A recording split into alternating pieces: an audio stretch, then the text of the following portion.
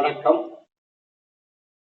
2026 2027 தரம் 5 புலமை பரிசில் பரீட்சை செய்ய உள்ள மாணவர்களுக்கான ஆன்லைன் வகுப்பறையில் சந்திக்கின்ற இந்த வகுப்பறையில நான் 2025ஆம் ஆண்டு நடைபெற்ற அரச பரீட்சை வினாத்தாள் 1 11வது வினாவுக்கு விடை காணும் விளக்கம் வழங்கிவிட்டு அதற்கு கீழே இன்னால் தயார் செய்யப்பட்ட அந்த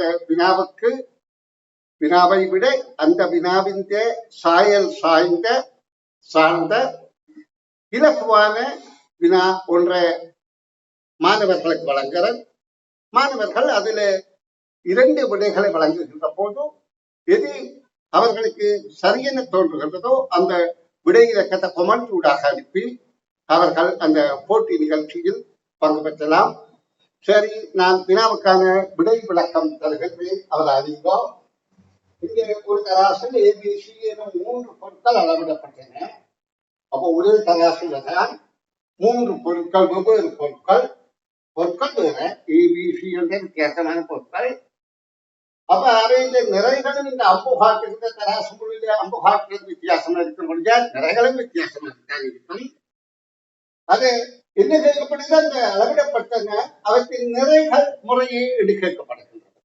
இங்க 3 விடைகளை தந்துவிட்டு எந்த விடை அதுக்கு பொருத்தமாக இருக்கும் என்று கேட்கப்படுகின்றது. ஆனா இங்க எந்த வித அழகு அளவிடைகள் தரவில்லை. ஆயுதங்களுக்கு இதுல இந்த அம்புகளை கொண்டுதான் நாங்கள் தீர்மானிக்க வேண்டும், அந்த முள் காட்டுகின்ற இடத்தை பொறுத்தும். அப்ப முள் காட்டுகின்ற இடம் வலஞ்சுழியாகத்தான் திரும்புகின்றது என்றால் வலஞ்சுழியாக அதிகரிக்கிற ஒழுங்கில இருக்கிறபடியால் எங்களுக்கு தெரியுது இதை விட இது பாரம் கூட, இதை விட இது பாரம் குறைவான, இதை விட இது பாரம் கூட என்பது எங்களுக்கு புரிகின்றது. ஏ விட பி பாரம், சி பாரம் கூட, சியை விட பி பாரம் கூடவாக இருக்கின்றது. அந்த புள்ளுகள் இருக்கிற திசையில வலஞ்சுழியாக நாங்கள் அதை கழித்துக் கொண்டோம். அப்ப இதுல அதே மாதிரி விடைகள்ல பார்த்தா 480, 500, 550 அதிகரிக்குது. 450, 600, 650 அதிகரிக்குது. 600, 750, 800 அதிகரிக்கின்றது. இப்ப நாங்கள் இதிலிருந்து சரியான நிலையை காண்பதற்கு இந்த இடைவெளிகளைத்தான் கருத்துல கொள்ளணும். இப்ப முதலாவதுக்கும் 3வதுக்கும் ஏக்கும் சீக்கும் இடையில ஒரு இடைவெளி கூடியிருக்கின்றது. அடுத்தது சீக்கும் பிக்கும் இடையில ஒரு இடைவெளி கூடியிருக்கின்றது. அப்ப ஏக்கும் பிக்கும் இடையில 2 இடைவெளிகள் கூடியிருக்கின்றது. இப்ப இது உங்களுக்கு நன்றாக புரிந்திருக்கும் என எதிர்பார்க்கிறேன்.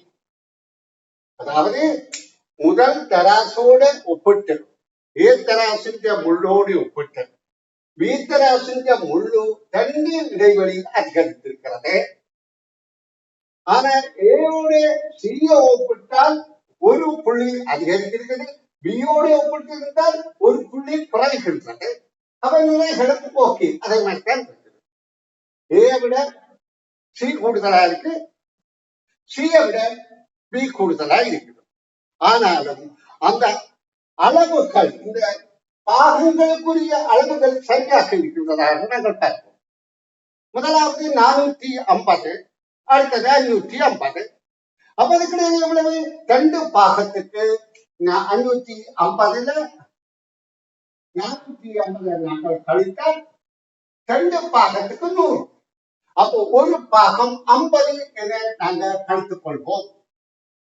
அப்ப இது 450 முதலாவது இருந்தால் அடுத்தது பீல உள்ளது 2 கொடுக்கப்படியால் 550 இருப்பதற்கும், சீல உள்ளது 550 50 என்றால் 500 இருப்பதற்கும் நியாயம் இருக்கின்றது.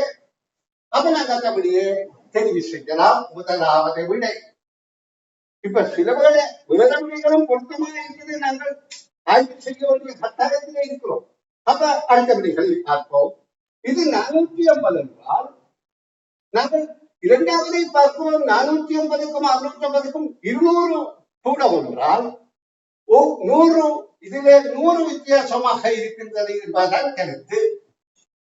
ஏனென்றால் இதை விட 2 கட்டம் கூடினது 200 என்றால் இதை விட 1 கூடினது 450 விட 1 கூடினது 550 இருக்க வேண்டும். அதற்காக இங்கே 550 இல்லை. ஆகவே இந்த விடை பொருந்தாது என்பதை கண்டோம். இதே போல அடுத்தது பார்ப்போம். அடுத்தது 600. அதுக்கு அடுத்தது இதுக்கு 800 என்றால் 200 வித்தியாசம். 200 என்றால் ஒரு கட்டத்துக்கு இங்கு 700 இருக்க வேண்டும். ஆகவே இந்த விடையில் தவறு. இப்ப நாங்க முதலாவது விடையே அந்த இடைவெளிகளை கொண்டுதான், அந்த அளவிடை இடைவெளிகளை கொண்டுதான் புரிந்தோம். இப்ப என்னுடைய இலக்கு வழியான வினாவை காட்டுகிறேன் பார்ப்போம். அதே போன்று ABC 3 தராசு இருக்கு. 3 தராசு இது வட்டமாக இருக்குது. ஆனா இதையும் இலக்கங்கள் குறித்தில்லை. ஆனா எங்களுக்கு தெரியணும், மேசத்தராசிலே எப்பவும் முட்கள் பலஞ்சொலியாகத்தான் சுற்றும். கடிகாரத்திலேயோ மேசத்தராசிலேயோ முட்கள் பலஞ்சொலியாக சுற்றும். திசை காட்டியில மட்டும்தான் இடஞ்சொலியாக சுற்றும். இப்ப இதுல பலஞ்சொலியாக சுற்றுதோ சுற்றுதோ நீங்க அதை தீர்மானித்துக் கொள்ளுங்க. இப்ப இதுல இங்க இருக்குது, அடுத்தது இங்க கீழே காட்ட, அடுத்தது இங்க இருக்குது. இப்ப திசையில சொன்னா கிழக்கு திசை, தெற்கு திசை, மேற்கு திசையில முள்ளுகள் காட்டும். இதுக்கேற்ப ஏபிசியின் நிறைகள் முறையே இந்த 2 விடையே எது பொருத்தமாக இருக்கும் என நீங்கள் கண்டுபிடிப்போம்.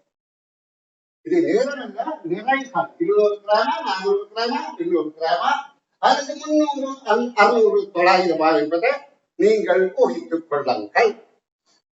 நன்று மாணவ செல்வங்களே, இனி அடுத்த காணொளியில் சந்திப்போம்.